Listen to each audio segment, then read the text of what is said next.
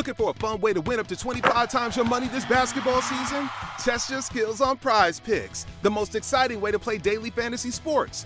Just select 2 or more players, pick more or less on their projection for a wide variety of stats, and place your entry. It's as easy as that. If you have the skills, you can turn $10 into $250 with just a few taps. Easy gameplay, quick withdrawals, and injury insurance on your picks are what make Prize Picks the #1 daily fantasy sports app. Ready to test your skills? Join the Prize Picks community of more than 7 million players who have already signed up. Right now, Prize Picks will match your first deposit up to $100. Just visit prizepicks.com/get100 and use code GET100. That's code GET100 at prizepicks.com/get100 for a first deposit match up to $100. Prize Picks, daily fantasy sports made easy. Looking for a fun way to win up to 25 times your money this football season? Test your skills on Prize Picks, the most exciting way to play daily fantasy sports. Just select 2 or more players, pick more or less on their projection for a wide variety of statistics, and place your entry. It's as easy as that. If you have the skills, you can turn $10 into $250 with just a few taps. Easy gameplay, quick withdrawals, and an enormous selection of players and stat options are what make Prize Picks the #1 daily fantasy sports app. Ready to test your skills? Join the Prize Picks community of more than 7 million football fans who have already signed up. Right now, Prize Picks will match your first deposit up to $100. Just visit prizepicks.com/get100 and use code GET100. That's code GET100 at prizepicks.com/get100 for a first deposit match up to $100. Prize Picks, daily fantasy sports made easy. Neverland is brought to you by mypodcastreviews.com. Check our affiliate link right there in the show notes or on our website to go and join an account. If you happen to have a podcast and you want to see your reviews you get from around the world, from every different possible place that someone could be listening and reviewing your podcast, you need to create an account. It's very inexpensive, very affordable. mypodcastreviews.com. They'll even help you create a link where people can review your podcast very easily that you can put right into your show notes. Once again, mypodcastreviews.com. The following production is part of the We Be Geeks podcast collective. All this has happened before. Hey kids, Townsend Coleman here, the voice of Michelangelo from the original Teenage Mutant Ninja Turtles. Tom Kane this is, the voice of Yoda on Star Wars. Hey yo, it's Wopat, and a big yeehaw to you all. I used to be Luke too. Hi, my name is Oli Shoshan. I play Jedi Master Shakti. Hi, Butch Patrick here, Eddie Munster. Hi, this is Jim. Hi, this is Bill Farmer. You're listening to the Neverland podcast. Welcome to Neverland, to Disney and beyond. And it will all happen again. And now your head lost boy, the Spider-Pan. Walk on the eyes, it is Pan. Jeremy. Hooray for Captain!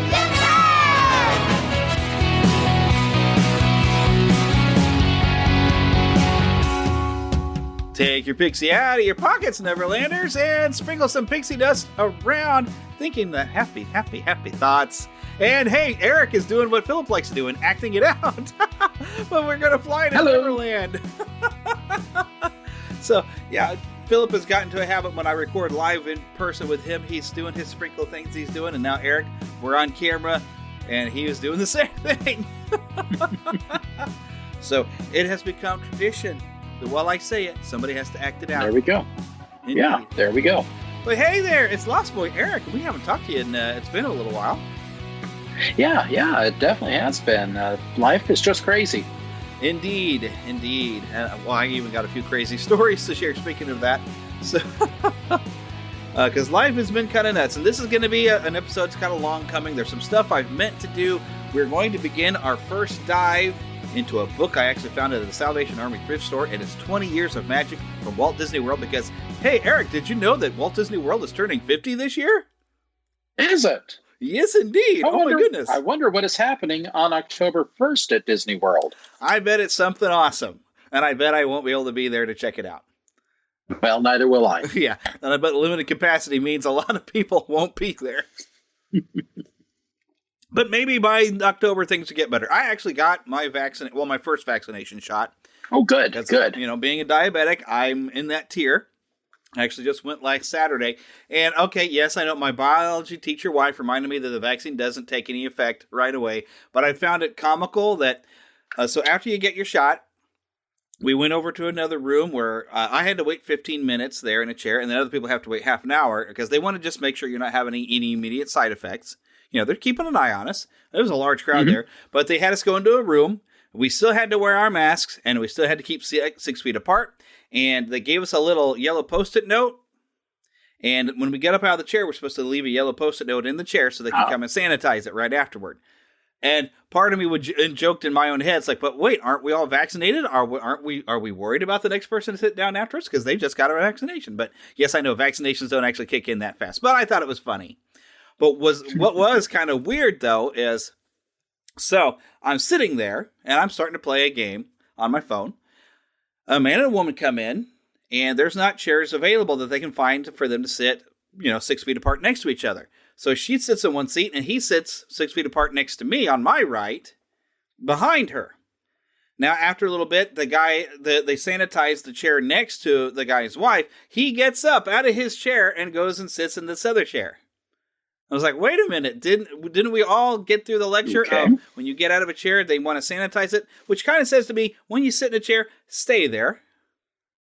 And I even tried to flag at a guy who was sanitizing, cleaning up, like, hey, you might want to sanitize this because he just moved chairs. And they didn't pay attention to me. And I'm sure the guy in front of me heard it, and he says, oh, he should have said something. Been like, yeah, I did. Yeah, you might want to sanitize that one. But so, yeah. What can you do? What can you do? So have you had anything weird happen to you? No, I've actually been doing a bit of traveling lately, getting out, seeing this great world, seeing a lot of what's around us. A few weeks ago, I was back in Florida. A couple of weeks ago, I was in California, and this past weekend, I was in Las Vegas. So I'm putting some miles in. Yeah, and we're definitely going to talk about you visiting California when we get to something up later, because I want to know what all you saw and everything, because woohoo! There's some good news coming out of California here lately. So it'll right in there. Well, speaking of turkeys flying out of elevators, I've realized when I thought about it, it's like, okay, so we have a guy who's clearly, I can't remember the dude's name. Well, there's clearly a Johnny Fever, and there's clearly somebody who's the other guy who's like the late night smooth guy. I can't remember his name. That was on WWE. Gotcha. But I sit at the news desk. My primary job is news and weather, which makes me realize, dang it, I'm Les Nessman. So I might be the one throwing turkeys out of the helicopter if we had one. Gotcha. Oh, but anyway, so that's the crazy nonsense that's going on. Because any other crazy stuff is the fact that I actually lost my wedding ring at the Cameron Walmart after going shopping a day after work. And I thought I would find it after all the snow melted. Snow is this white stuff that falls when you're not in Arizona. And I've heard about it. But I thought I would hopefully find it when the snow melted. I didn't. It's probably just gone and lost to the ages. So goodness. My wife says, oh, well, we can get another one. I'm like, yeah, but it's not the same. So... But we know clearly what we've been watching on Disney Plus, other than the Muppet Show, and we're going to talk a little bit about that. Plus, Wandavision having a season finale. We're going to talk about that at the end of the show. That way, if you haven't watched it, you can just skip that part, because I don't want to spoil anything, but we might get a little spoilery. But I've added something new that I figured during our host chatter times. What have you been playing? And I want to brag on myself that I managed to complete both Portal games. Well, I guess I shouldn't say complete, because to a completionist, that means doing everything. I finished the main story parts of the game on both of those. And if you've never played those, it's challenging, it's puzzling, and both of them are very, very funny if you have a dark sense of humor, and I do. So have you ever played any Portal games? I like my cake as it is. Yeah, because the cake is a lie. And I don't know anyone named Don't know anyone named GLaDOS.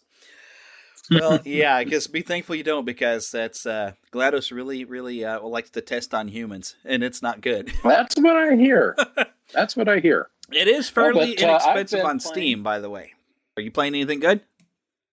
I recently picked up Lego DC Supervillains. Nice. And I've completed the main storyline. And I'm just starting to get into all of the extras, the figures and the races and the searches and the little things that they pepper throughout. before I do my second replay through with all of my characters and all of my abilities. But no, it's a lot of fun. It picks up kind of where Traveler's Tales had gone with Lego Avenger or Lego Marvel Superheroes 2. It's a very big open world that you're in with items that you have to search for and look for, collect, certain tasks that you have to do outside of the main game, which, for me has been a lot of fun just being able to explore. And yeah, it's a kid's game, but there's enough there to, make it fun and interesting for adults, which is one of the things that I really like about all of the Lego games. Yeah. Lego Incredibles is very much the same way as well. And I need to focus on that a little bit more myself. But yeah, just a lot of fun and a lot of enjoyable stuff going on with it. Although, you know what? I got myself something interesting the other day. It's called a schmog. A what? And a schmog. It's something that's used in Asia and the Middle East to kind of help cool down your body temperature. Huh. And, there's the main reason I got it is when I was playing Uncharted 3, when Nathan Drake goes out in the desert, he's got that shawl on. And I thought, that looks interesting. So I got myself one. Makes sense. So there's games affecting my real life. Well, yeah, you live in the desert, so seems to be a good plan. Yes. Yeah. Speaking of that Marvel Superheroes 2, I think I actually, on a PlayStation sale, picked that up a digital copy for a couple of bucks. I haven't even finished the first one, and I keep getting sidetracked on other stuff. And speaking of being sidetracked, because I was playing Final Fantasy 15, it was starting to get a little repetitive because I'm doing so many little side missions on it that are a lot of hunt this down and kill it, hunt this down and kill it. I've been doing that so much that I needed a break, which is how I ended up playing the Portal games on my PC, because I actually figured out I could plug my PlayStation controller into the PC and play it that way. Yeah. So, but I've also, in the meantime, and maybe you saw me doing this yesterday, because I think I saw you came online on the Nintendo Switch, but I picked back up Legend of Zelda Breath of the Wild. Yes. And I'm this sitting finally finish it, because I did finish one Guardian in the Zora's domain, the Ruta Elephant Guardian. Yes. So Ruta. Yeah, and you get some pretty nice items when you do that, and that's really helped. So I'm kind of like, all right, here we go. I feel like I'm making progress, so I might be able to keep at it. But I really want to play Final Fantasy 15 at the same time, so I'm probably going to play Legend of Zelda, and then when my wife wants to take the Switch away to play Stardew Valley some more, I'll play Final Fantasy 15. Well, I got to tell you, Legend of Zelda Breath of the Wild is one of the best games I've ever played. And, there are apps and things out there to help you track down your items, should you need any assistance like that. I got 5 tabs open. Where are the shrines? Where are the fairy fountains? How do I get a Hylian shield? I got all kinds of tabs open, so I keep coming over to the computer and looking stuff up. But yes, that was actually the same first divine beast that I was able to beat, and the power up that you get with it is great.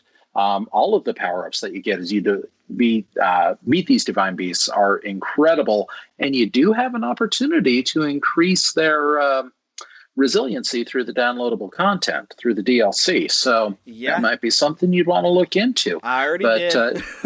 There you go. I forked over about $20 to get a bunch of extra DLC. But one of the great things I like about Breath of the Wild is you can go right up against Ganon right from not from the very beginning, but once you can get off the plateau, you're more than welcome to march right on up to Hyrule Castle and get killed. Take on. Yeah, you good chance you'll get killed. But, you don't have that without that linear playthrough of going through and ensuring that you're picking up all of the bonuses, all of the extra hearts, all of the magic containers, everything that you see in a normal traditional Zelda game. You do have the option, if you want to take a Kuoko and have Ganon attack that, well, right there you go. Well, I have not come across any Kuokos yet. They're around. They're around. But definitely, I just remembered something weird that I forgot to mention that I was going to mention. But you had some more? Oh no, go ahead. Well, so another weird thing I've actually been doing over the past couple of weeks. Okay, so working in a radio station, I'm part-time, 3 hours a day. I still qualify as being underemployed right now. So I needed to find more employment because I don't know that I'm going to get to go full-time at the radio station anymore. So what I started doing is I'm training with a company called Epic Productions that does wedding videos and wedding photography, which I'll be able to do on Saturdays. Now, they wanted me to go through some training. Now, the first few rounds of training was going over everything that I've already got a degree in. Yes, I know how to do this. Yes, I know how to white balance, da-da-da-da-da. But there's been a whole thing on how you want to properly pose things at a wedding. Which, for that, I need a group. And he wanted me to have a group of about 6 to 8 people. Well, that's kind of hard to just get around to just get 6 to 8 people to model for you. So what I've been doing, and I have some videos of some of this, the Masters of the Universe Origin figures, I've been posing them. I've also posed some Avengers Disney Infinity figures. I've posed some plushes, some Disney plushes in different ways to simulate how I would be getting the shot for the videos I'm going to be shooting at weddings. So, yes, I am bizarre, but it's make for some really funny video if you think about it. Because I have to have, here's this certain type of light, making sure you're using one of the thirds. And like, well, here's He-Man, and he wants to be in the third because he wants to look powerful. Yeah, there's something wrong with me, but it's probably not that bad. I mean, I'm a little goofy, but it's, why not, right? But anyways, unless we have anything else to dive into, I figured we better just jump into the news.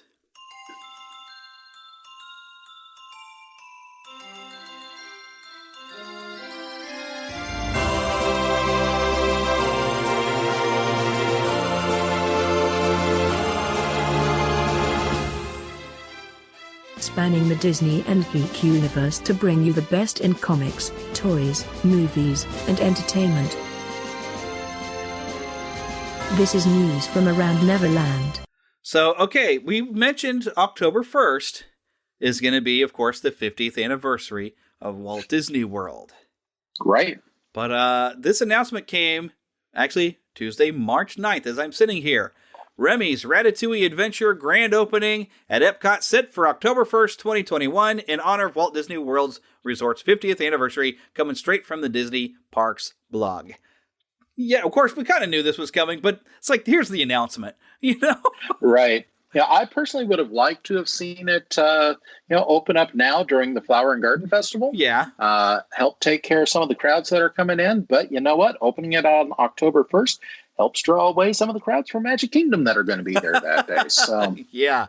And as it says directly here, I'm reading this, and oh wait, there's more. Also opening October 1st will be La Crêperie de Paris, a new restaurant offering both table and quick service options. The menu will feature sweet crepes, savory buckwheat gelatos, naturally gluten-friendly, and authentic French hard cider. So we've got, of course, when you're going to have a Ratatouille thing, you got to have some new foods anyway, right? Oh yeah. Well, they currently do already sell crepes in the French Pavilion. It's just now it's going to have this dedicated spot where hopefully they can have a much more robust menu. The crepes that they currently have are, you can get them plain, you can get them with strawberries, you can get them with Nutella, and you can get them with ice cream. Which my daughter really loved the ice cream. Of course, it's ice cream. Exactly. Well, it's ice cream in a freshly prepared crepe. Yeah. So very, very good, very good. But now I got to wander around a little back into the area where the Ratatouille ride is going to be. They still have a section of it walled off where no one can go, which is where the creperie is. You see, my daughter's been taking French this year, and she has informed me the proper way. I can't just say crepe; it's crepe. So, but they do have some of the walkway open and some of the area and some restrooms that are sorely needed in that part of the park currently available. And also, as you ride the Skyliner, you can get a good view down into that section of the park as well to see some of the gardens that they've created and see where the extended queue is going to be at. So interesting to look into it. Again, I'm kind of, why do they have to wait until October? Because everything's in there ready to go. They've been doing cast previews of it, but oh well, we shall eventually get to ride our rat ride. Yeah. In a way, it makes sense. Now, I don't know if the Tron coaster is going to be ready by then. I heard there was some delays in the construction due to, of course, the pandemic. Yeah. I don't know if anything's gotten picked back up. I haven't heard anything since. They have nearly finished outdoor construction for the roller coaster. And, and here we go. I'm traveling again this weekend. I'll be there this weekend. And hopefully I'll see, what their current progress is like, at least as far as we can tell from, say, Tomorrowland or the Tomorrowland Speedway. Ah, goody. So, yes, you'll be able to let us know what you see. Take some more photos. That's right. I actually took some pretty fun photos over, speaking of Disneyland. I actually found some reopening information because, yes, they are slowly trying to open up Disneyland a little bit. And here are some notes that they had. It's a phased reopening. And right here on through the blog, I went into an experience update on disneyland.disney.go.com. It says the downtown Disney District and Buena Vista Street are open with select retail dining locations. Buena Vista Street remains open for guests through March 14th, and it will close March 15th to prepare for the upcoming A Touch of Disney experience. A Touch of Disney, right. A new ticketed experience at Disney California Adventure Park, will make its debut beginning March 18th. Tickets for this experience go on sale March 4th. They're on sale now and must be purchased online in advance only for a specific date, subject to availability. And I've got another link set up for it to talk about Touch of Disney, but I'll get to that in a second. Because it also says the hotels of the Disneyland Resort remain closed and will reopen at a later date. Disneyland Park and Disney California Adventure Park remain closed and will reopen at a later date pending state and local government approvals. Upon reopening, certain parks, hotels, restaurants, attractions, experiences, and other offerings will be modified or unavailable, will have limited capacity, and will be subject to limited availability or even closure, and park admission and offerings are not guaranteed. The Disney investor call was held earlier today, in which Bob Chapek did announce that they are looking at a reopening of Disneyland towards the end of April. Yeah, I was hearing no something specific about that. date yet. Yeah, nothing specific.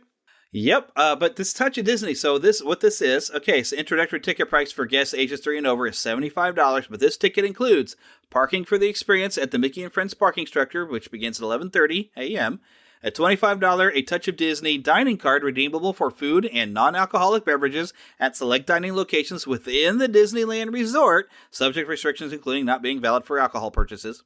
Unlimited digital downloads of Disney Photo Pass photos captured during day of the experience. Disney Photo Pass is subject to the Disney Photo Pass terms and expiration policy. Online registration is required. Dates, ticket availability, and prices for the Touch of Disney experience will be released on a rolling basis until the experience ends. Please keep checking back for most up-to-date details, it says. But those tickets were supposed to have gone on sale on the 4th. So if you're going to be in the California area, and I guess the reason why they're calling it a Touch of Disney is because you get a little bit of an experience, but not the whole experience. Right. You're paying for the privilege to go a little bit further into California Adventure than what has currently open. You're paying for the privilege to buy some merchandise and the privilege to eat some food. All right, so now we have some weird news that now, of course, everybody's been talking about this. This and it was announced on Dr. Seuss's birthday, National Read Day, or it's a reading day, that certain Dr. Seuss books were taking off of the National Readers Registry. And I wanted to read out for you what those books are and see if these are books that anyone's familiar with. They are And to Think I Saw It on Mulberry Street, If I Ran the Zoo, Big Elliot's Pool, On Beyond a Zebra, Scrambled Egg Super, and The Cat's Quizzer. Now, the official statement said these books portray people in ways that are hurtful and wrong. I would like to see these images to see what they're talking about, but apparently there might have been some sort of stereotype.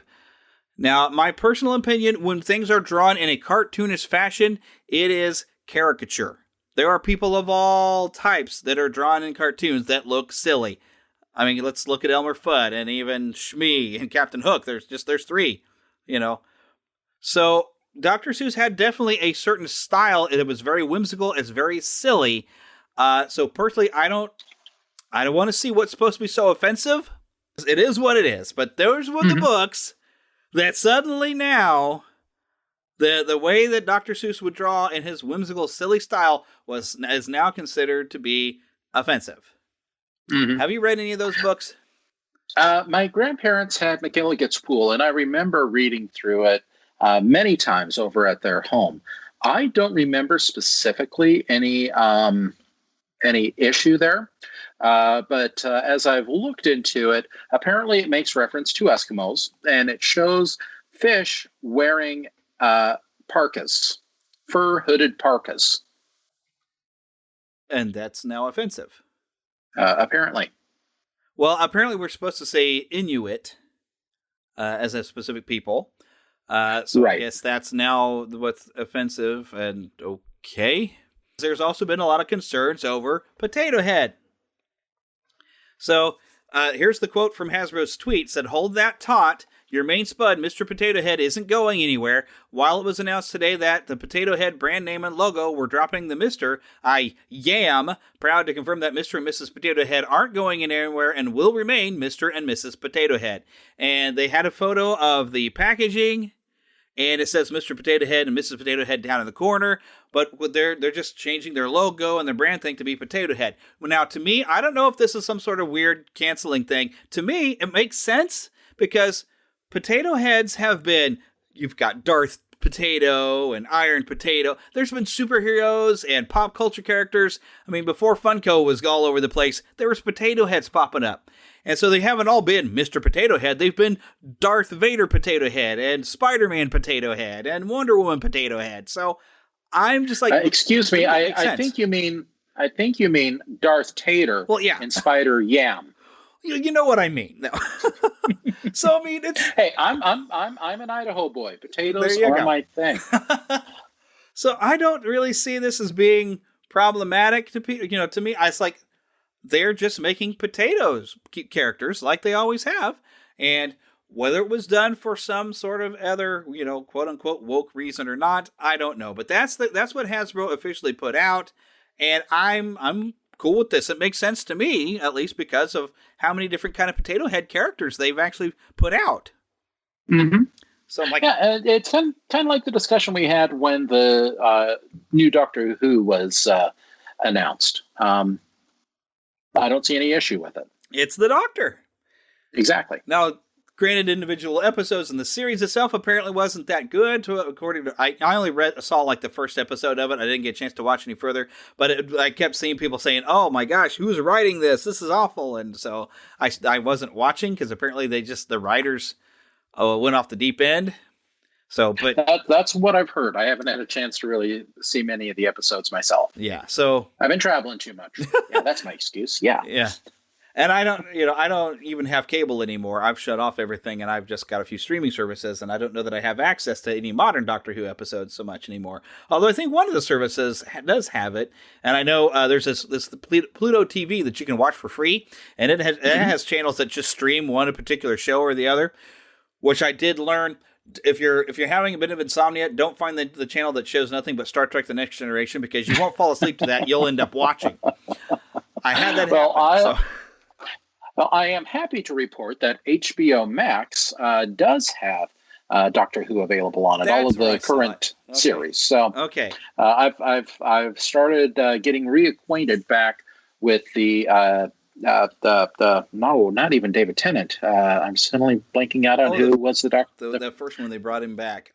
Yes, the guy who played Malekith in Thor: The Dark World. Wow. Yes, and he was a good Doctor. I wish they'd have kept him for a little longer. Yeah, he was very entertaining. There's a story there. Yes, he was. Yeah, I remember they said that they wrote it for him specifically just to do like one season, and they didn't really think that he was going to be Christopher Eccleston. Yes, that's it. Yes, my wife's that's still her favorite, but I think she just kind of got locked into him being the Doctor, and so she got used to that. And then when he changes to a different actor, it's just like, oh, but I want the other guy back. And like, I enjoy them all for their own. They're all each very different and unique in their own way. Yeah, so, they are. But to me, it's a potato, and really, a Mr. Potato Head is just one type of a potato head. just like a Mrs. Potato. They even have a junior Potato Head, don't they? Have baby Potato Head and something. Yeah, there was a whole Potato Head family. In fact, I remember a cartoon series about it back in the 80s. But my sisters had these younger Potato Heads where they had I think a fully crafted body that you just put the head into, or the small potato into. Yeah. So now the question though of that being, will we see changes in any Disney parks? I don't anticipate really, but everybody started posting pictures of Mr. Potato Head there being in front of the Toy Story shooting gallery. I forgot the actual name. Toy Story or Midway Mania. Midway Mania. I don't expect to see anything change. Right. Because he's still Mr. Potato Head. It doesn't change that he is still Mr. Potato Head, okay? Right. So right. I think everybody who was freaking out can stop. It's fine. It's just a toy. Now, some other things in a similar vein, because we got some information about Space Jam 2, and because that seems to be in our wheelhouse to talk about old cartoons. Granted, I'm not a huge fan of the original Space Jam. It's okay. But, I mean, Michael Jordan as an actor is a great basketball player. Know what I mean? And, it's kind of a fun movie. But I thought Space Jam was just okay. I know it was super popular, but I didn't get into it as much. So, but we got a sequel with LeBron James, and the big talk, and it's been all over the place. But we haven't heard anything directly from Warner Brothers that I've seen about this. But so Speedy Gonzales and Pepe Le Pew are not in there. But these are also the two Looney Tunes characters that are considered problematic because Speedy Gonzales is quote unquote cultural appropriation and a stereotype. Although apparently a lot of people from that area of the world love the character. He's kind of their, he's their representation. It's not even that. Speedy represents, getting the upper hand against the gringo. Yeah, there you go. A little gringo cat. So, and then the other, of course, Pepe Le Pew, which was a parody on French people who are the great romantics, but they apparently at the time was the stereotypical joke was that they smell. But he's now supposed to be the epitome of rape culture, according to a New York Times writer. And that's just the world we live in. So, of course, everybody has jumped on and said, well, it's those conceptions of those characters are the reason why they're not in the movie. We don't know if that's true or not. We know those conceptions of characters because that's the world we live in today, where cartoons are now horrible if they're not perfect by our modern standards. I just don't like seeing everybody's just got to fly out and explode with all kinds of stuff and all kinds of theories and things. Just settle down. Either you're interested in the movie or not. Right. Personally, I'd rather have them in there because I even saw somebody was trying to say, well, Pepe's not one of the big major characters. Like, I remember Pepe and Speedy Gonzales both having their own individual t-shirts because there are people, yes, that do love those characters. And I think they would be disappointed to not see those characters in a newer movie because they're in the original. So, yeah. Well, and a lot of these characters, they were actually caricatures of other people or other figures that were in popular culture at the time. The one that comes most readily to my mind is Foghorn Leghorn, which was a parody of a senator by the name of Cleghorn, who had that way of talking down to you. And now here now, et cetera, et cetera. Are we going to have people from the Bronx upset that there's a rabbit that talks like them? Yeah. They are based on stereotypes, but you know what? It's called caricature. It's where you do overemphasize things. And I've got a picture even on my wall where somebody's kind of done caricature of me, and it doesn't quite look like me. It looks, exaggerated.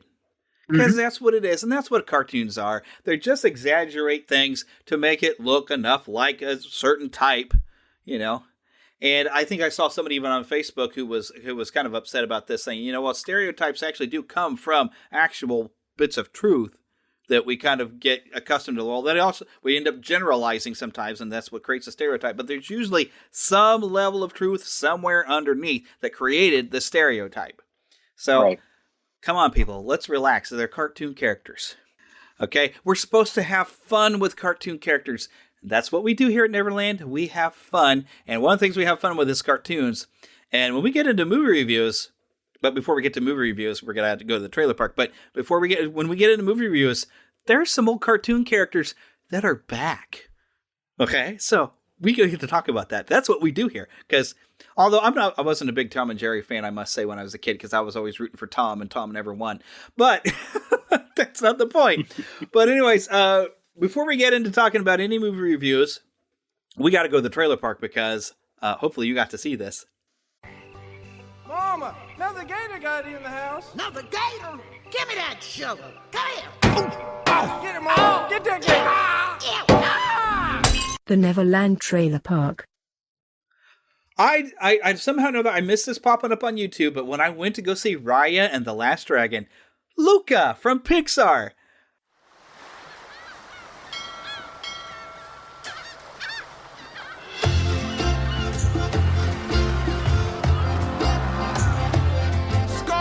We can go anywhere, do anything. We just gotta stick together.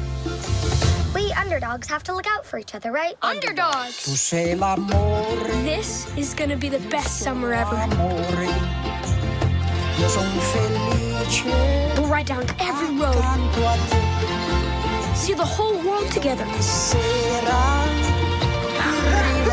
It'll be amazing.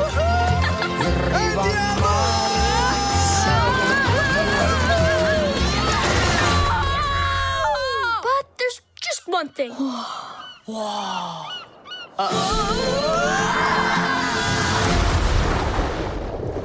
Whoa, wait! Did you see that? No one can find out.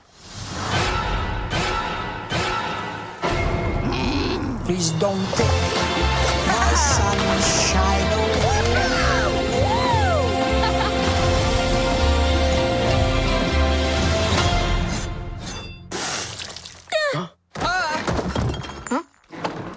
Where did you boys say you were from?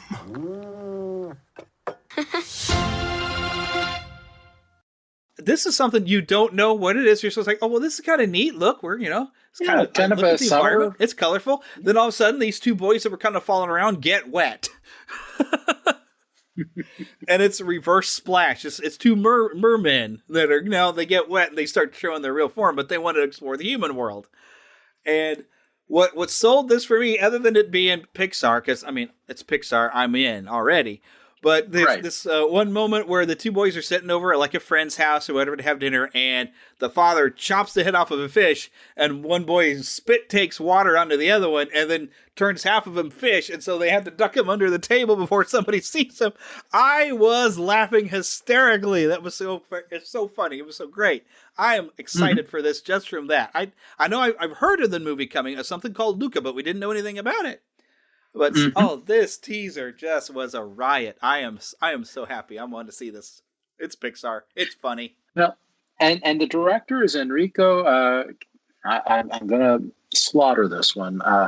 Casarosa, and he actually directed the short for Pixar with this father, grandfather, and son go out on a boat, and they have to go and clean up the stars. La Luna, I believe. That's it. Yes. Yes. That's a beautiful little short too. So it's the same director. Here we're going to have Jacob Tremblay as Luca Paguro, the main character, one of the two boys. He's curious about the world that's around the sea. And of course, he was in Wonder. And I remember one year he was at the Academy Awards, and he was really excited to see all the Star Wars actors there. But a few of the other people that are involved, there's Maya Rudolph from Saturday Night Live, who's going to be Daniela, who's Luca's mother. And then Jim Gaffigan is going to be in it, as well as Luca's father. Nice. As long as we get some Hot Pockets. Hot Pockets. Come on. Yeah, but one of the things that kind of appealed to me, it is a different style for Pixar than what they've had in the past. And in fact, it kind of reminds me a little bit of Miyazaki type film. A little bit. Because it's very bright, very colorful. Yes. And this just kind of fun designs of the characters. The humans don't really look human. They look very kind of cartoony and light and fun. Mm-hmm. And even when they turn into their fish forms, their fish forms are bright and colorful. And just, I'm excited. Right. This just looks amazing and funny And, of course, it's Pixar, so they're going to pluck some heartstrings, just like Soul did, Soul went after them heartstrings and got to speak to all of us, I swear. Soul was... they won a Golden Globe. Hooray, Soul! Of course, they didn't... I don't think they really had any real competition. I mean, who's going to compete with Pixar? I mean, I don't think Disney put anything out in the year, did they? So, I mean, come on. There's no competition for Soul. It was going to win. You just knew it. There'll be spectacle, there'll be fantasy, there'll be daring do and stuff like you would never see. Maybe a movie. Yeah, we're gonna be a movie. Starring everybody And me. Boy, I wish I were you people seeing this for the first time. Kermit, I got a great picture of the chicken. Oh, good. Now, I'm going to begin with Tom and Jerry. I found a list from MeTV, 5 things you never knew about Tom and Jerry. I did pull up a history of Tom and Jerry, but really a lot of the history I think is also on here. But because what was fun is they actually debuted like 80 years ago when MG released the short Puss Gets the Boot in theaters February 10th, 1940. And Hanna-Barbera crafted 114 shorts for Metro-Goldwyn-Mayer up through 1958. Then Hanna-Barbera left behind their cat and mouse to pursue their own Hanna-Barbera productions, which would make television history with the smash primetime series, The Flintstones, in 1960. But so here's 5 things. So number 1, they were originally named Jasper and Jinx. Who knew? Of course, they really didn't ever use the names because neither one of them could talk, although Tom could scream, I can't do it very well. But then there was later a contest to name the characters. So animator John Carr won $50, which would be like $800 in today's cash, for coming up with the monikers Tom and Jerry. And yes, number 3, they were named after a cocktail. Which is it's actually a popular boozy Yuletime drink, essentially eggnog with brandy added in alongside the rum. The drink recipe and name dates back to the 1820s, so it certainly predates the cat and mouse. But I didn't know what it was. I don't drink. But there you go. Number 4, they won 7 Oscars. That's not as many as Walt Disney, I think, but that's pretty good for a short. Considering that they were competing against Disney and Warner Brothers. Yes. So they were actually nominated 13 times for a short subject cartoon. 8 of them won a trophy. The Yankee Doodle Mouse took home the duo's first Oscar. And 5, and this one I think a lot of people probably did know, they were in a live-action Gene Kelly movie. Mm-hmm. With, of course, Gene Kelly, come on, Singing in the Rain. If you have not seen Singing in the Rain, I highly recommend you gotta see it. Gotta dance, gotta see this movie.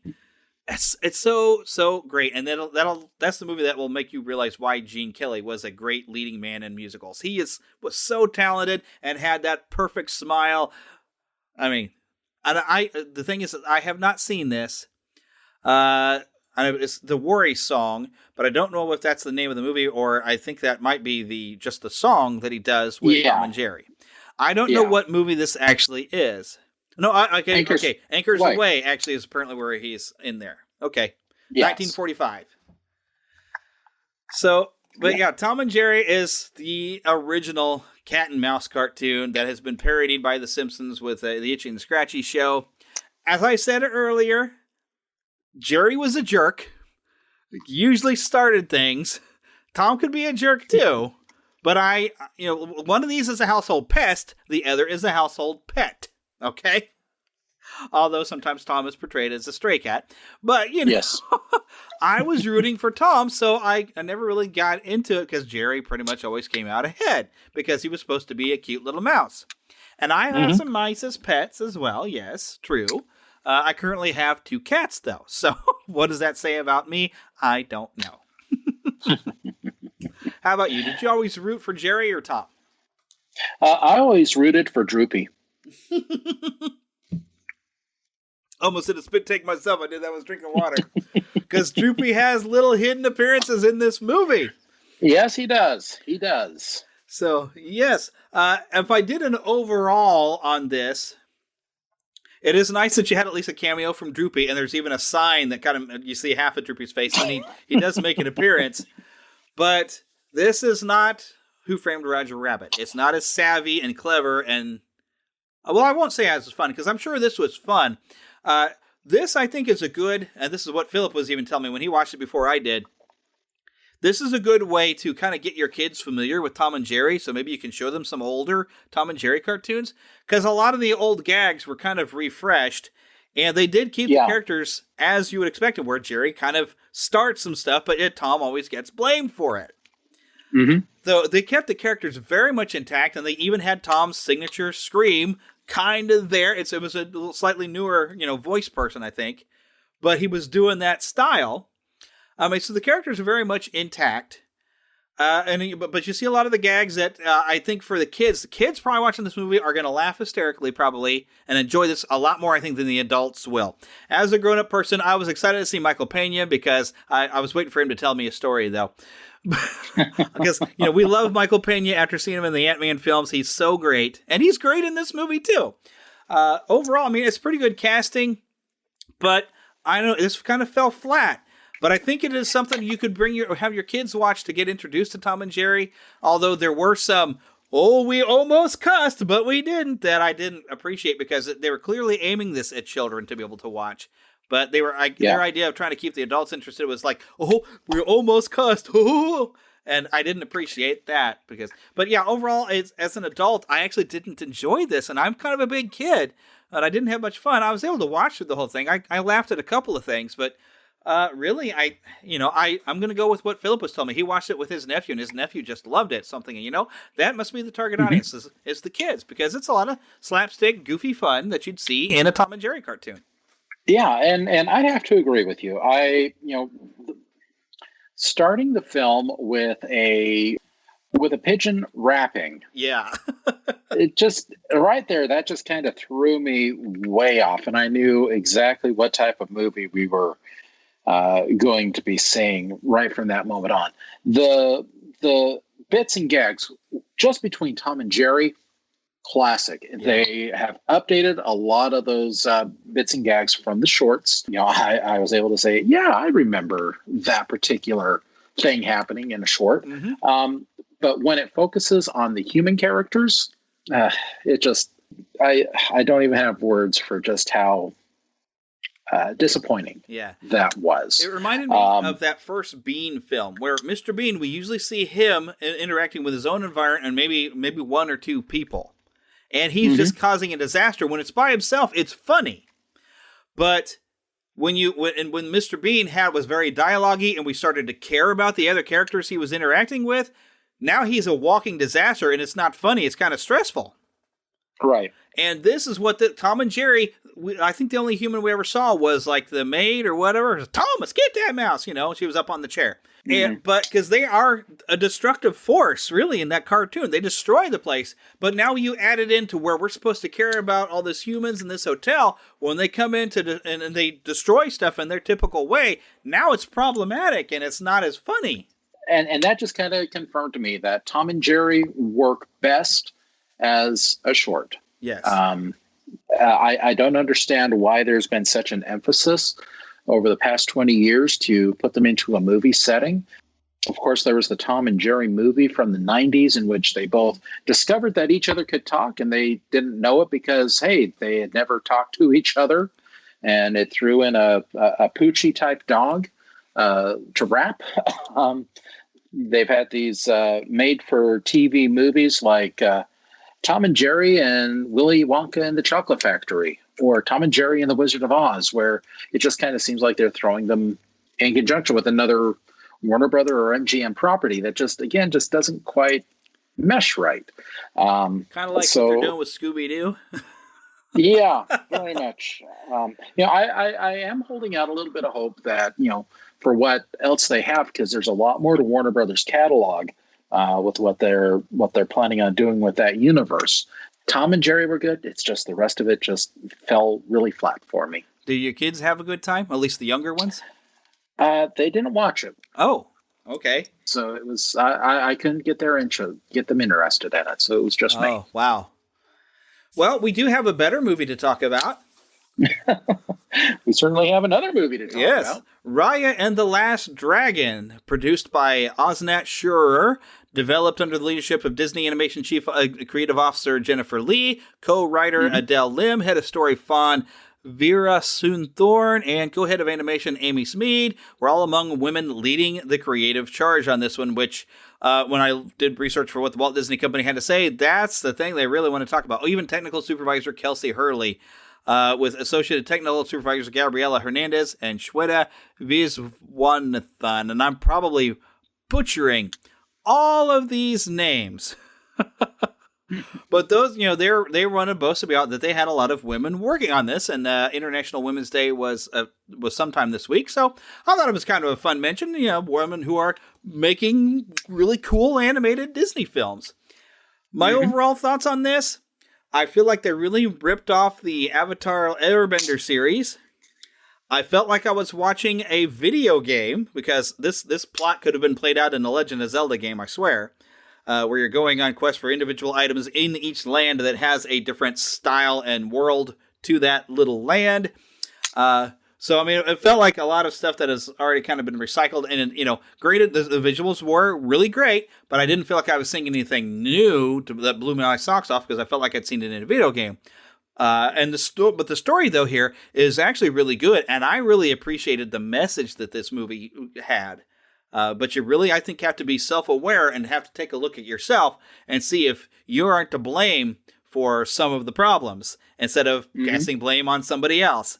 I liked that message, because I think there's too many people who are not self-aware, because, I mean, really, this focus point of this is unity and trying to bring people together.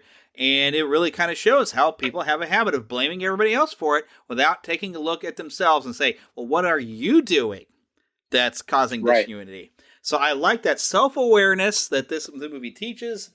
And I didn't find this movie to be necessarily funny. The Con Baby seemed a little out of place and a little weird. That was the most, because this was almost could have been done live action. It was done that well. The baby seemed a little out of place and cartoony, although the baby did have some great funny moments, and that was the one thing I think I did laugh at, was the baby and the boy who's the chef. I forgot his name. So a lot of the names were hard to follow on this.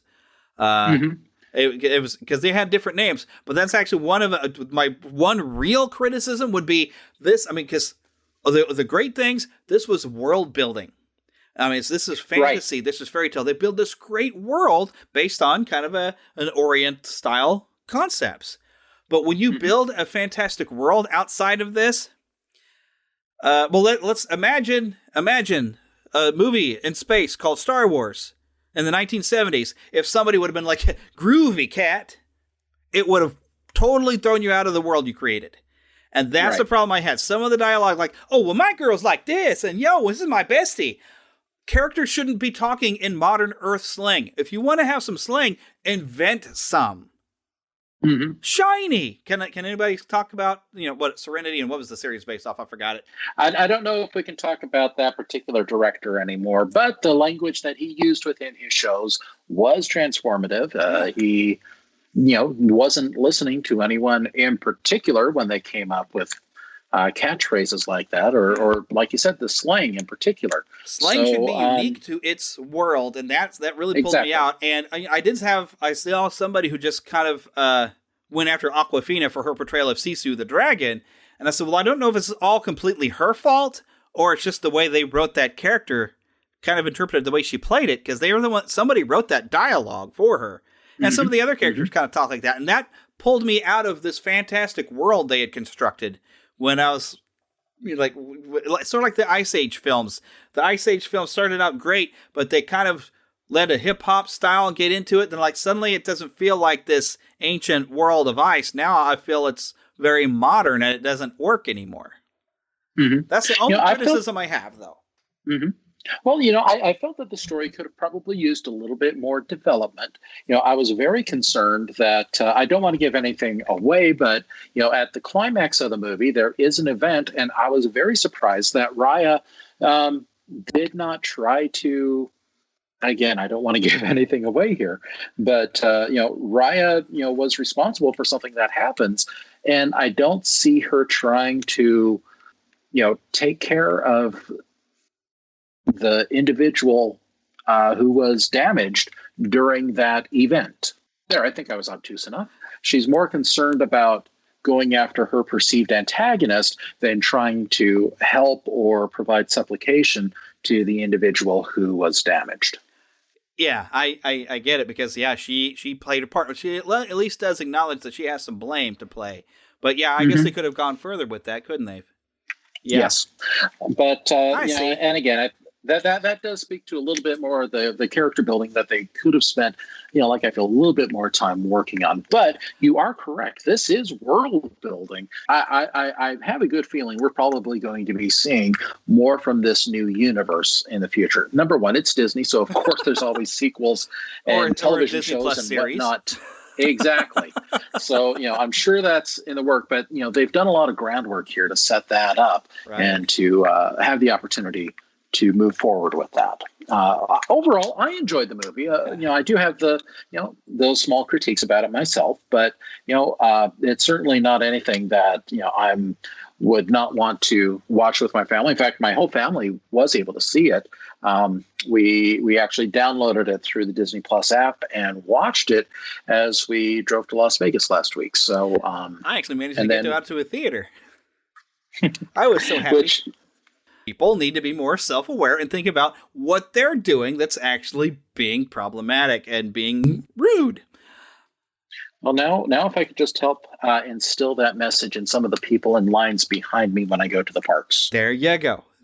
Be self-aware to that. Hey, you're kind of acting like a jerk, And that's something hard to do, is to really realize the impact you're having. I think it's something everybody can work on. Oh, definitely. Yeah. But I did really like the line where, basically the people who were kind of being set up as the antagonists, but to me, they didn't really feel like the bad guys. I think there's some bad choices they made.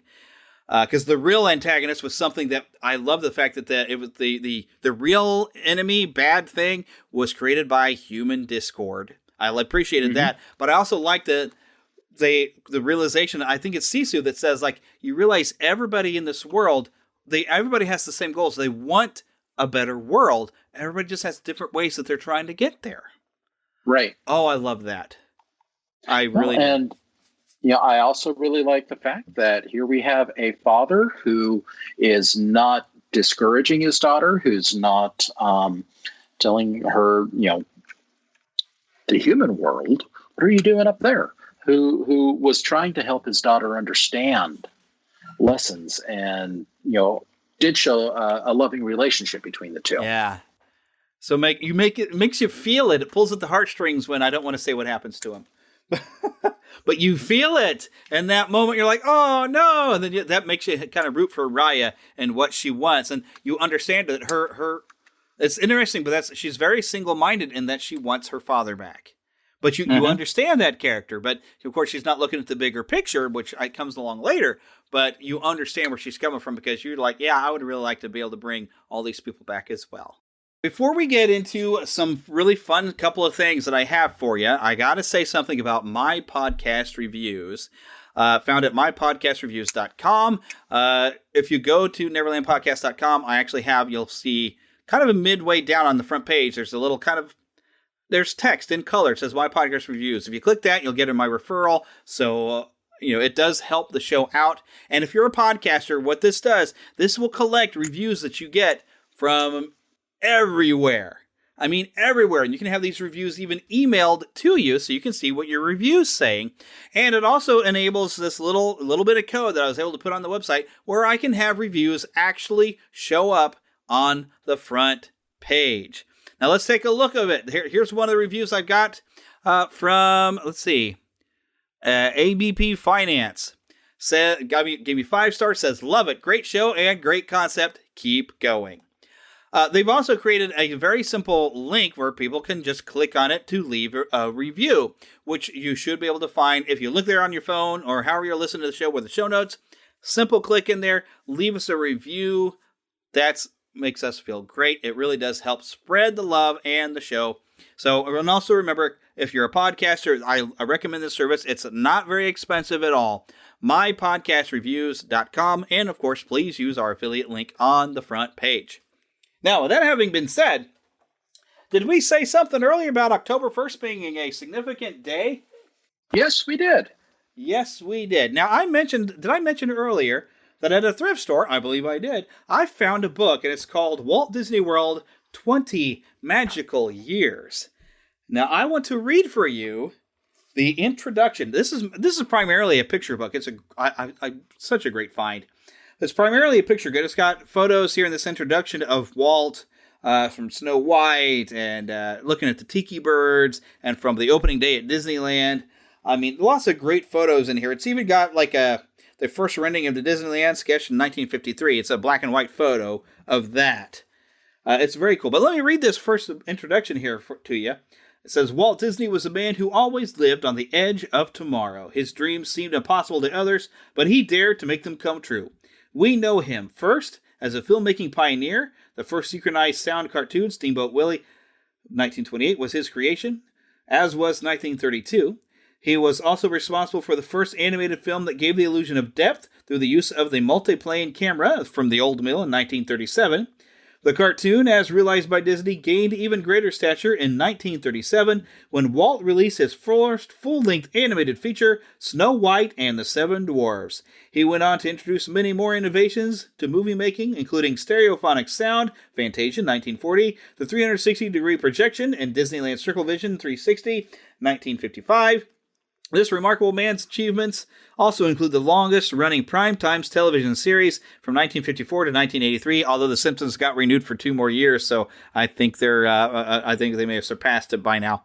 This book was like 20 years ago, or more than like 30 years ago, right? So, 30 years. Yeah, 30 years ago. So yeah, I think The Simpsons have outdone that now. But anyways, the Academy Award-winning true life adventure nature films, which revolutionized the documentary genre and developed the development of true 3-dimensional animation through the electronic wizardry of the audio animatronic system. But Walt Disney's dream that perhaps the most far-reaching effect on life in America was the one about a magical little park. He called it Disneyland. It was one of the most important entertainment landmarks of the 20th century. When Disneyland opened on July 17, 1955, in Anaheim, California, it was the realization of a 20-year-old dream for Walt, its chief Imagineer.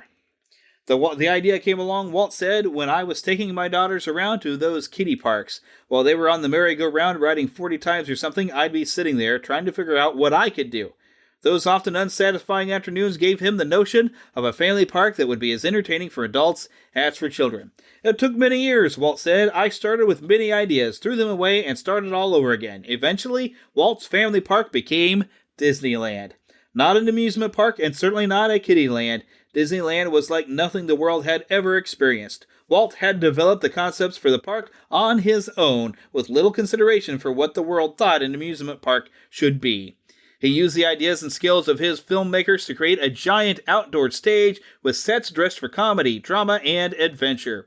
On each set, everything from architecture, landscaping, and costumes to food, music, and sound effects was orchestrated down to the smallest detail, creating a totally themed environment. And Walt saw his guests not as spectators, but as participants in the performance. All the intricate elements of his theme park show would have been wasted if the guests hadn't been there to play their parts. As we all know, Disneyland was an overwhelming success. Less than 2 years after it opened, it had become, in the words of Time magazine, America's biggest tourist attraction. But Walt Disney was never one to rest on his laurels. Even as Disneyland was enjoying unprecedented success, he was preparing to Imagineer his greatest dream, Walt Disney World.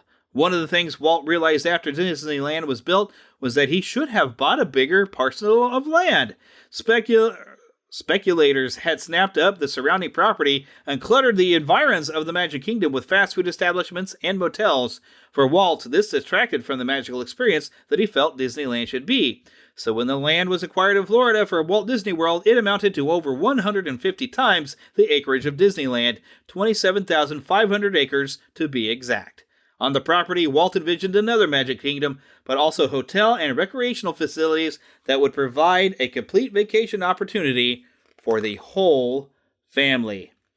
Walt Disney died in 1966, shortly after introducing his concepts for the Florida project, but the organization he had built, led by his brother Roy, plunged ahead with the development of the first phase of Walt Disney World, the Vacation Resort. The painstaking Imagineering process continued for 5 years, transforming paintings, scale models, and blueprints into a three-dimensional, full-size realization of one of Walt's fondest dreams. And that was, of course, the interesting thing is, this is, of course, 50 years for Walt Disney World, but then it's also, 65 years for Disneyland this year? Disneyland celebrated its 65th anniversary last year. Oh, that's right, it did. It was last year. Yeah, and we didn't get to do anything because... There weren't many opportunities to actually celebrate, though. But, they might be able to, when they reopen the park, they might be able to do something fun to kind of celebrate. It's like, last year was the 65th anniversary. Yay! Oh, they've had products and items available to celebrate the anniversary at Disneyland. In fact, is this a good time to go into the experience I had last week? Oh, yes. I actually meant to bring this up when I was talking about the reopening earlier, but yeah. Yeah, I actually, along with my family, was able to go and really spend the day at Disneyland Resort a week and a half ago. Currently, they have all of downtown Disney open, as well as certain sections of Disney California Adventure, where you can go in. You can choose from places to dine. There are stores you can enter. It all begins with, for those of you who are driving to the park, parking is available in the Simba lot, which is behind Disney's Paradise Pier Hotel. Up until a few months ago, when only downtown Disney was open, you could park there for free. However, now that California Adventure has been open and available to walk with them, they are charging $10 per vehicle to park there. So you can either choose to park there, or if you're staying nearby or have another place to park, you can certainly walk in. One thing they mentioned to us as we were going through the parking lot is that there is a half-hour wait to get inside. Now, of course, as we've experienced at Disney World, anytime you go onto Disney property, your temperature is taken, and for the parks particularly, you do have to go through, security. Security and temperature checks are present in California as well. And as much as we thought a half hour wasn't going to be that big of a wait, it actually ended up being about a full hour just to wait to get through the temperature check and through security. Because, of course, they're only allowing a limited number of people in at any given time. And to kind of ramp up and a little bit more going on than just being able to get into the parks. This was the week after the Star Wars Trading Post opened at downtown Disney, featuring items that had been shipped from Batuu, which we'll get into. So, but they have an empty parking lot next to the Paradise Pier Hotel, which they had set up as a queue in order to enter the temperature check and go through security. Okay, it took about an hour, and certainly if there's anything Disneyland knows how to do, it's how to prepare a line. Yeah. So they certainly have an efficient way to get people packed into that small area while maintaining that 6-foot distance. However, once we got in, by this point it was close to noon, so we had lunch at one of our favorite spots, Earl of Sandwich. They happen to have a new roast beef and macaroni and cheese sandwich, which, as much as I'm trying to avoid carbs, I just had to do. Yeah, I don't blame you. But it was quite good.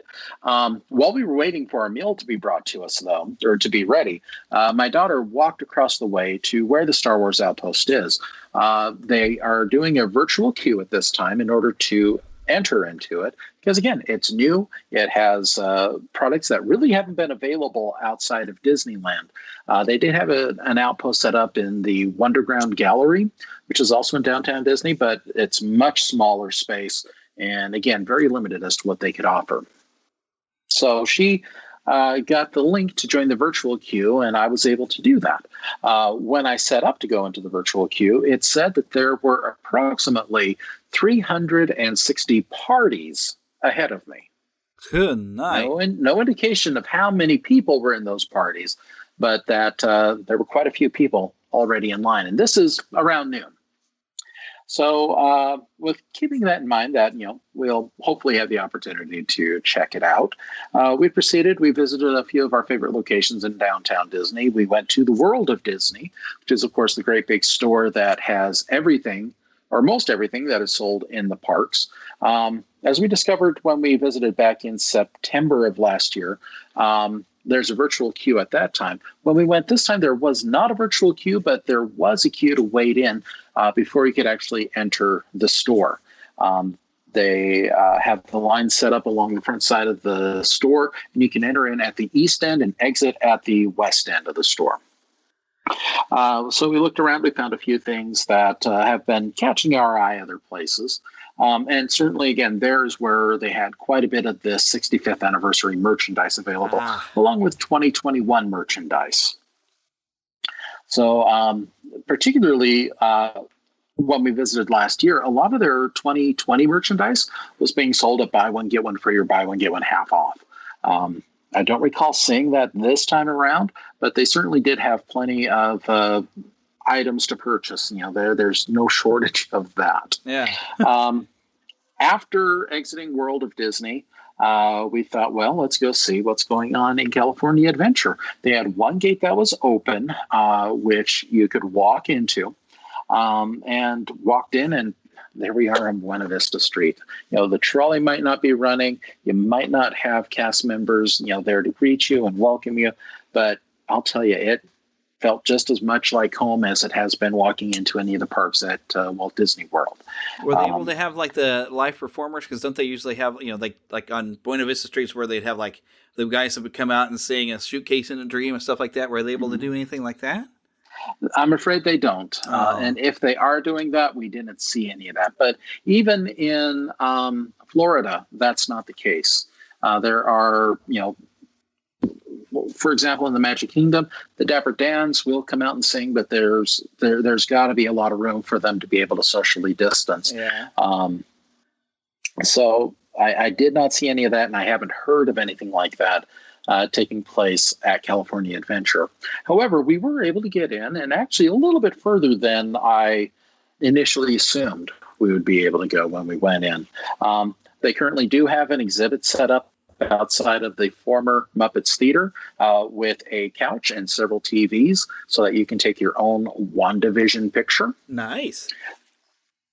They have a large soundstage, which is actually the soundstage where you would go in and play Who Wants to Be a Millionaire? Play It, was open for retail. They had several items there available for purchase. Of course, they had a lot of Star Wars and Marvel items that you could buy. They've got Loungefly backpacks, which my wife and daughters absolutely love and are buying way too many of, I think. But again, just a good opportunity to get in, see what's there, buy some exclusive Disneyland and California Adventure merchandise. From there, we visited the Off the Page bookstore, which is also in the Hollywoodland area.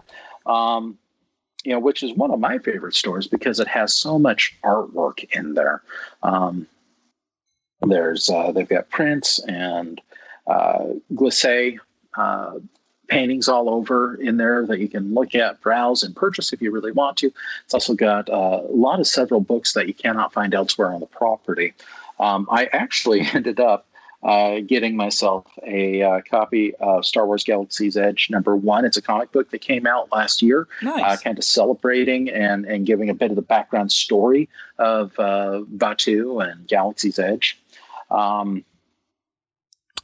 Let's see. After that, we went ahead and walked as far south in the park as we could, where we walked around the Cathay Circle Theater, which, again, is a restaurant and has open air seating and dining available for people. But if you go a little bit past that, back towards the Blue Sky Cellar and the Vineyard, and the former Who Wants to Be a Bug building, or Who Wants to Be a Bug? It's tough to be a bug. It's tough to be a bug. They had a small area set aside where you could purchase some of your favorite Disney treats, such as Mickey bars and turkey legs and popcorn. So they did have a special area just for that. No Dole Whip, unfortunately. Oh. But, it is what it is. It is what it is. And unfortunately, even the Disneyland Hotel, which is another place where they serve the Dole Whip, is closed as well. But still, there were other treats that all of the frozen treats that they normally sell were available back there. Popcorn. I can't remember if there were churros, which is also a big thing that a lot of us miss from Disneyland. And I'll tell you, the churros at Disneyland, so much better than the ones at Disney World. So, but after that, we could go a little bit further into, again, up to where the Blue Sky Cellar was. This is an area where they were able to show previews of what was coming in the future for California Adventure. It's where a lot of us got our first look at what Buena Vista Street would look like, or what World of Color would look like, or Cars Land. And in fact, we could see Cars Land. We could see the big sign welcoming us to Radiator Springs. We could see Mater's Junkyard Jamboree. But everything to our left was completely walled off. But you can peek over that wall, couldn't you? Well, you have to be really tall to peek over that wall. But you can still see over it because what's behind there is so much larger and higher than the wall. And what I saw as I looked over that way was it looked like an older building with an older font style stating Stark Industries. Woohoo! And just a little further beyond that and attached to the same building, a lot more sleek material, metal that was bent and formed and shaped, and the symbol of a spider. Woohoo! So obviously this is where the new web ride, the Spider-Man ride, is going to be taking place in California at California Adventure. And of course, that's not going to open up until Disney is ready to get back into the swing of things. And I don't even know if that's going to open up when California Adventure and Disneyland formally open up. If it's anything like Ratatouille, they may be waiting for a while before it opens. But I am so excited to be able to ride that and to see that attraction and compare it to the one that I rode on at Universal Studios a few weeks ago.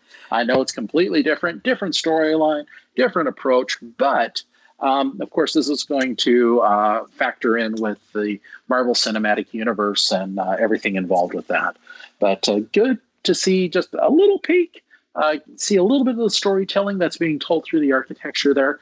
But it looks like it's going to be really good. Now, of course, behind that, I could see the Guardians of the Galaxy Tower behind it, which meshed in really well with the theming in the area, too. So it'll be interesting to see how it all fits together and works together in the future. Yeah. After that, we walked over to the westernmost part of the park, which is Condor Flats, which is where Soarin' is. They had the Taste Pilots Grill open. Actually, it's no longer called the Taste Pilots Grill. Smoke Jumpers Grill, which is also open and available for dining. And, of course, a lot of outdoor seating available there as well. We walked over as far as there's a small propeller plane that they have on display there next to the Grand Californian Hotel. That was about as far as we could go that way. Had a nice little chat with a cast member there. And at that kind of decided, okay, we've seen just about everything there is to see here. We've gone into a few of the stores, found out where I could change my fuel rod so I could get a fresh one. And we then walked out back to the Esplanade and walked across it over to, well, not quite, but almost to the gates of Disneyland, which they have roped off where the monorail beam is. And again, just took a quick, well, maybe not such a quick look, but, got to look in at our favorite park and reminisce about the good times. And of course, at that time, we had no idea when California would reopen. Mm-hmm. There was still talk that it'd be still several months. And again, just kind of reminisced on what everything meant and how much we enjoyed being there, and hope for another time. And also hope that I wouldn't hear any sounds from Disneyland along the lines of "You're cheating hard," since we go to Disney World now. So about this time, it was getting close to 4:30ish. Sun's still up, but the afternoon or the evening comes early out there in California. So we kind of resigned ourselves to the fact that we weren't going to be able to get into the Galaxy's Edge trading post when I got the notification. Said, please come and check in. I'm like, okay, great.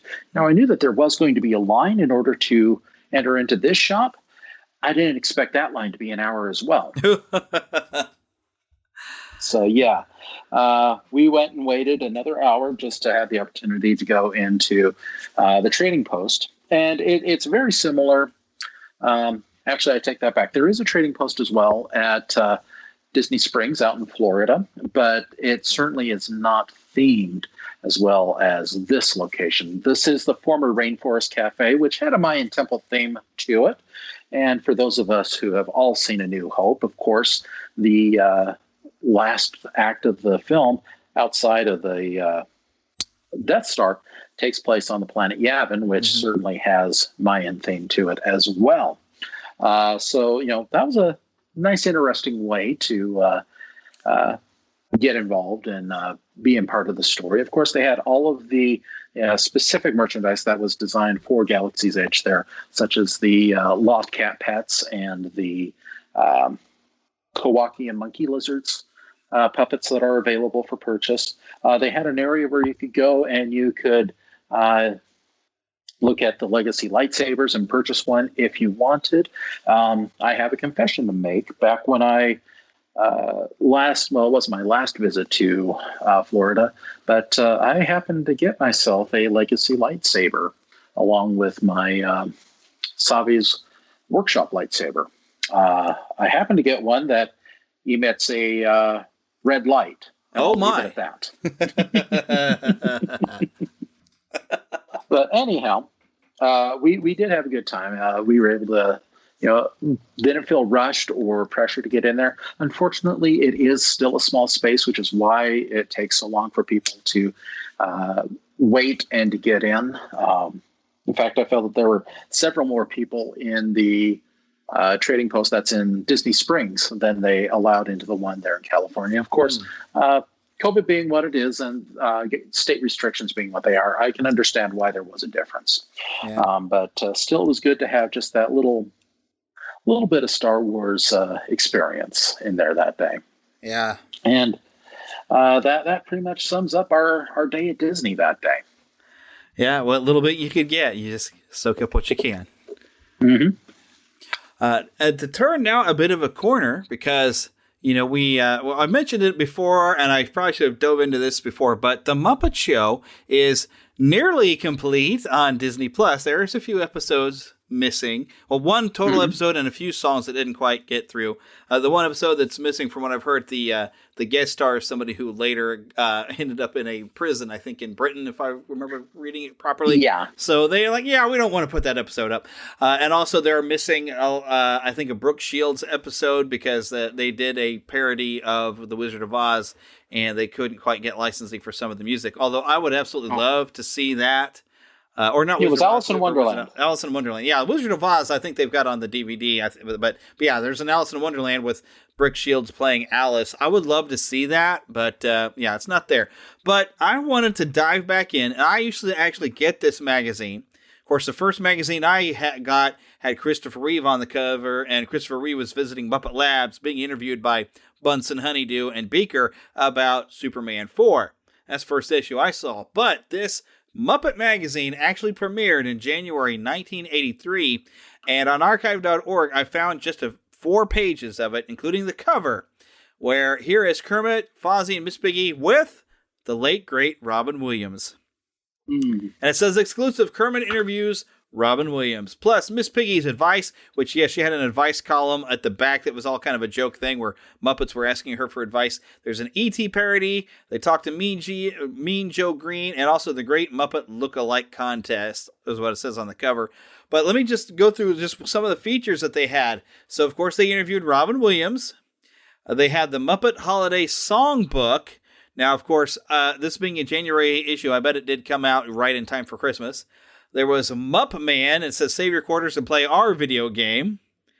The Secret Journals of Dr. Bunsen Honeydew. It says the never-before-published private papers of our resident genius, which were discovered by Frederick R. Newman, illustrated by Frederick R. Newman. That, of course, would be the real writer. But every article was supposed to have been written by a Muppet when you read it, but they have a real writer in there. But they'd be writing from the perspective of whatever character. But then also, page 29, Special Report EC, the Extra Celestial. The movie was never like this, starring Kermit, Miss Piggy, and Gonzo as Guess Who. Now, I find this funny. So, Gonzo is Guess Who. I figure he's supposed to be like the E.T. in the E.T. parody. Kind of weird that Gonzo was playing an alien. Huh. Anyways, page 34, Green Meets Green. Is Mean Joe Green really all that mean? Robin finds out in an exclusive interview. Then you have Fozzie's Night Out, rare photographs of Fozzie Bear meeting and mixing with some of his favorite stars at New York's top comedy club. And then we also have Veterinarian's Hospital meets Erica from All My Children. Why you have somebody from All My Children? Susan Lucci on Muppet Magazine. I don't know, but it says here, what happens when Nurse Piggy takes a vacation and soap superstar Susan Lucci steps in? So I guess Susan Lucci was popping in on a Veterinarian's Hospital sketch. Imagine it like that, I suppose. It has photos, but kids don't know who Susan Lucci is, would they, at the time? Would you? No. I don't know. Because this magazine definitely was aimed at kids. It was a lot of fun, though. Anyways, so page 44, it's just what I've always wanted. Muppet thank you notes that may change the meaning of good manners. Followed by the Great Muppet Look-alike Contest. You won't believe your eyes. And finally, Mondo Muppet, everything weird, wild, and wonderful gathered from the four corners of the earth. And what is also fun, I mean, you do have a page that shows who the writers and the editors are. But there was a special preview here for The Dark Crystal. Ooh. And it says, watch for The Dark Crystal opening in theaters across the country in December. So this would have been, yes, January 1983, and I do believe, yes, December 1983 is when that movie, or 1982, rather, is when The Dark Crystal came out. So it was dated for January 83, but of course would have come out a little early because that's kind of how magazines work back in the day. Mm-hmm. Because they wanted to make sure you got it at least by January. Right. So, but yeah, that's a little bit of fun. I wish I could have found more of Muppet Magazine. I'm going to dig around. Maybe I can find some more stuff on it later because I really did enjoy reading it. I got that and a He-Man and the Masters of the Universe magazine, which I found a little bit of that on archive.org and downloaded a few PDFs, which we might bring that up in a later episode. But It's time for a television/Disney Plus review. Hello out there in TV land. Now here's something we hope you'll really like. A Neverland podcast television review. So now we've hit the conclusion of Wandavision. And we're going to try not to spoil things, but we might get a little spoilery. And the first thing I will say, Agatha Harkness was not quite who I expected her to be, being that, we went over her complete history, just a couple of weeks ago. And, she's actually even the nanny for the fantastic baby, Franklin Richards. Franklin, yeah, but she always kind of seems to have her own agenda of what she's doing. And what I did kind of see in this episode, she was kind of the antagonist in this episode, but she also seemed to have the motivation of, you don't even know how to use this chaos magic. Let me have it because at least I know how to use it properly. So I could kind of see her perspective. She was kind of being pretty rotten about how she was trying to get it. But I kind of could see her perspective where they're trying to adapt her character the way we know it. But I think they made her a little bit more evil than I would have expected her to be. But overall, I mean, this was a pretty cool conclusion. The only real criticism I have is you have a whole moment where Wanda is leaving after all the smoke's cleared.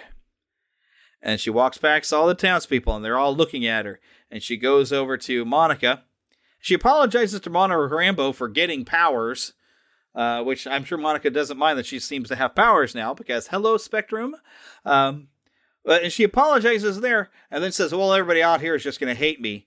And I said out loud, the first way to get people to not hate you when you've done wrong is to apologize to them. And then whether they forgive you or not is on them, but at least you apologized.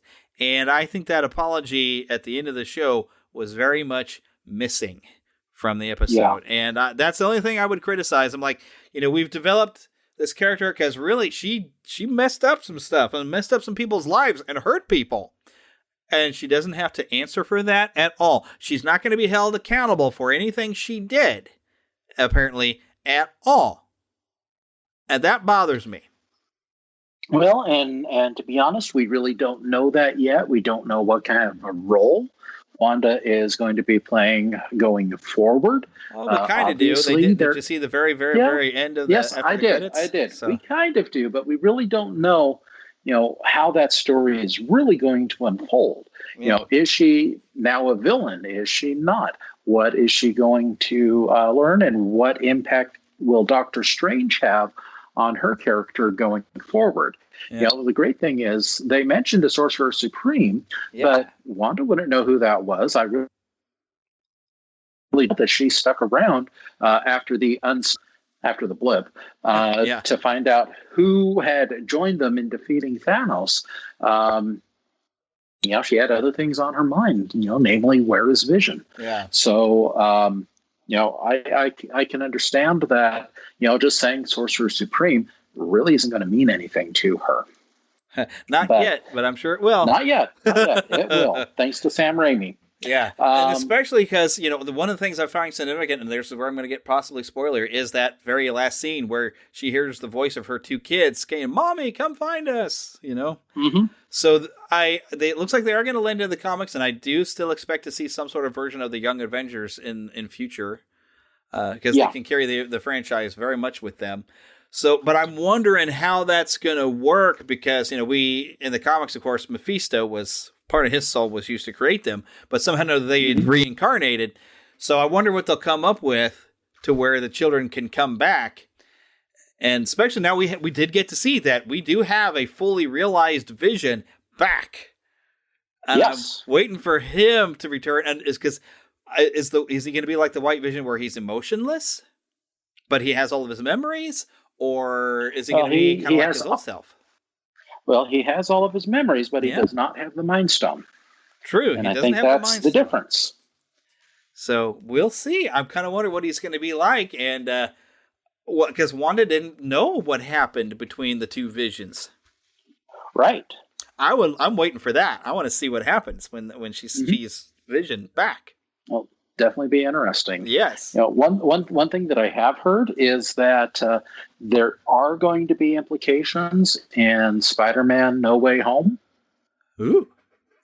Which again could be interesting. I doubt it's going to have a major focus on the events of that film, but I've heard that it's part of the lead up to Doctor Strange and the Multiverse of Madness. And one thing I've kind of speculated a little bit is in the comics, Spider-Man has gone to Doctor Strange to make everybody forget that they know who he is. I almost wonder, because, the end of Far From Home, where the beans got spilled there, I almost wonder if that could tie over to Doctor Strange, where he could be like, is there anything you can do to maybe make everybody forget? You know how I said my name was Peter? Can we make that not happen? Yeah. Because in the comics, Doctor Strange can make that work. I don't know if they would do that in the movies, but that would be interesting. I'd like to see it because that blows the roof off everything, that end of that movie. Whew. Oh, yeah. Well, and there's still, plenty to coming up in the Marvel Cinematic Universe. So, of course, we've got Falcon and the Winter Soldier starting up in another week, with Loki following up not too far behind that. And hopefully we'll get our Black Widow and Eternals. And, I think Eternals has been delayed until next year now. Yeah, I believe so. But we should be getting Black Widow here in a few months. We'll have Spider-Man: No Way Home coming up in December. So we've got a pretty packed agenda for Marvel coming up here real soon. Yay! And they did definitely tease for Captain Marvel too. Yep. Hopefully featuring the better Captain Marvel, known as Monica Rambeau. There you go. Oh, I thought you were going to say somebody. Actually, I saw this on Facebook saying, featuring the better Captain Marvel, now known as Shazam. Well, Shazam, there's something interesting going on there. I haven't read the book yet, but apparently we no longer have a Black Adam. We have Shazadam. What? Okay. Yeah. That's in the comics currently, or is that is in the current comics? Okay, because I got a few of the Shazam comics where they kind of rebooted the series, but I didn't get a chance to collect it all. But I know we still have a Black Adam movie with The Rock we're expecting. Mm-hmm. So this is something. It's a very recent occurrence. So my goodness. I don't know much more beyond that. So it'll be interesting to see what information may be forthcoming from it. Yeah, and I'm still want to know when I get my Jungle Cruise movie, because that looked like it was going to be fun. So, but I think that's everything we have. I think we still. You think we still? Yeah, I believe that's it. Yep, because this has been a very long show, but hey, I only get to do one of these every couple of weeks, so if we go near 2 hours, hopefully you just feel like you're getting your money's worth, because after all, it's for free. There we go. There you go. Although we do appreciate Patreon support, and you know what? You're going to hear my voice coming in and talking about Patreon here really quick anyway, so I won't say anything about it now, other than visit mypodcastreviews.com. But make sure you use my affiliate link, please. Thank you. Hey, thanks for listening to this week's episode of Neverland to Disney and Beyond. And of course, I want to remind you to keep a pixie in your pocket. And what do I mean by that? Well, that is that young at heart, positive thoughts that you're going to keep in your pocket and share it with other people. Pull out that pixie dust and share it. Make sure, of course, that you check our show notes right there in whatever app you're listening to. There's a way to find the show notes. Now, I don't know what app you're listening to, so I can't tell you the specifics, but go and check it out. Also, visit our website, neverlandpodcast.com. Make sure that you leave us a nice review on whatever you're listening to, be it Apple or Google or Stitcher or just about anywhere. Leave us a nice review, and we appreciate that. And also make sure you share the show with others, because we like to bring other people into our community. And of course, make sure you visit our Patreon page, patreon.com/NeverlandPodcast. We appreciate all of your help to keeping the magic alive here in Neverland. And of course, if you're looking for a bit more fun, go search for us on YouTube, Neverland to Disney and Beyond. Until next week, like I said, keep a pixie in your pocket. Looking for a fun way to win up to 25 times your money this football season? Test your skills on Prize Picks, the most exciting way to play daily fantasy sports. Just select 2 or more players, pick more or less on their projection for a wide variety of statistics, and place your entry. It's as easy as that. If you have the skills, you can turn $10 into $250 with just a few taps. Easy gameplay, quick withdrawals, and an enormous selection of players and stat options are what make Prize Picks the #1 daily fantasy sports app. Ready to test your skills? Join the Prize Picks community of more than 7 million football fans who have already signed up. Right now, Prize Picks will match your first deposit up to $100. Just visit prizepicks.com/get100 and use code GET100. That's code GET100 at prizepicks.com/get100 for a first deposit match up to $100. Prize Picks, daily fantasy sports made easy.